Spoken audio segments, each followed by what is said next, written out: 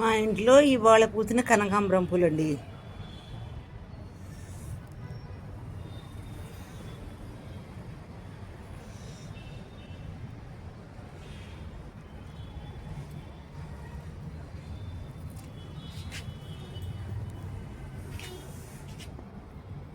ఇవాళ మా ఇంట్లో పూసిన మల్లెపూలండి. ఈ మల్లెపూలండి 4 గంటలకల్లా కోసేసి 1 గంట నీళ్ళలో వేసామండి. మొగ్గలు చాలా పెద్దగా అవుతాయన్నమాట.